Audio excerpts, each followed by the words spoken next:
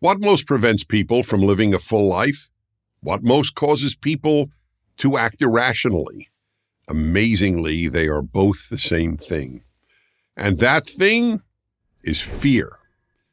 Two examples. First, living a full life. People fear speaking in public, so they never do. People fear traveling to countries off the beaten track, so they never see some of the most beautiful and fascinating places in the world.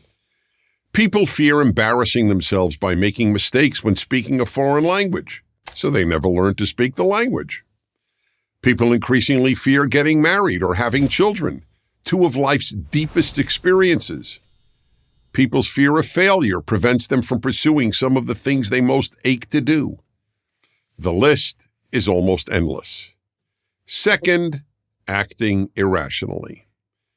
People fear flying, despite the fact that flying is one of the safest things a person can do. Far more people are killed in accidents in their homes, crossing the street, or riding in a car than in commercial airplanes. Yet they live in their homes, cross streets, and ride in cars without giving a thought to the possibility of getting killed.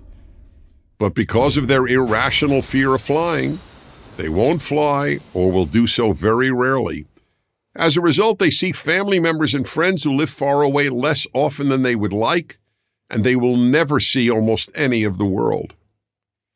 During the COVID lockdowns, irrational fear kept many people indoors, often alone, and kept millions of children out of schools for 2 years. These in turn led to a dramatic increase in depression and suicide. So then one of the most important questions in life is, how do I conquer my fears? Here are two answers. First, follow reason. Second, do what you fear. Ask yourself, is my fear rational or irrational?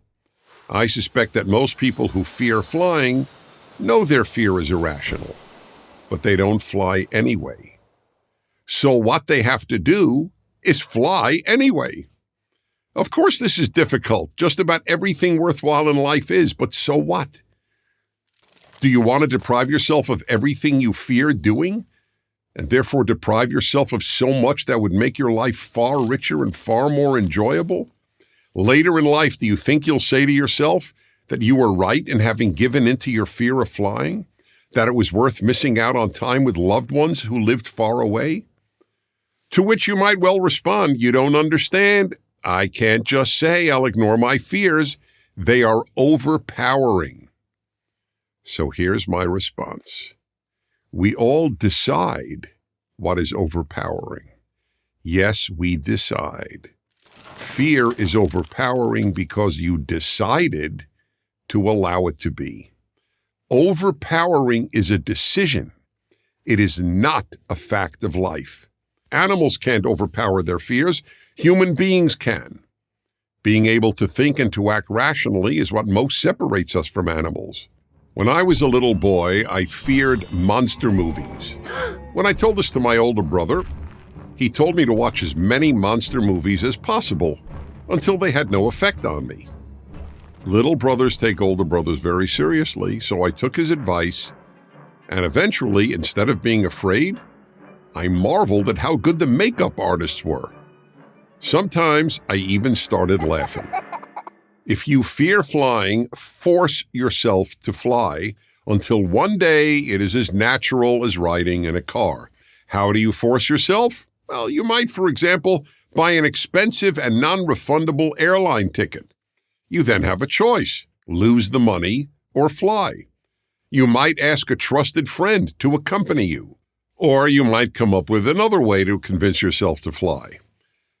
Speaking of irrational fears, when I see people wearing a mask while walking outside, often when alone no less, I know I am watching a person acting on irrational fears. Psychiatrist Mark McDonald, author of 2 excellent books on fear, regards fear as an addiction. He therefore compares wearing a mask outdoors with an alcoholic taking a drink to alleviate emotional pain, or to a smoker having a cigarette to calm himself. The mask is to the fear addict what a cigarette is to the nicotine addict, or a drink to the alcoholic, something to soothe pain.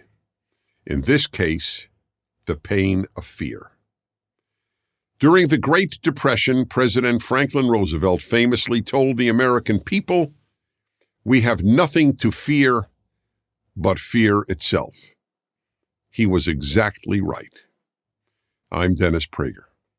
Thank you for watching this video. To keep PragerU videos free, please consider making a tax-deductible donation.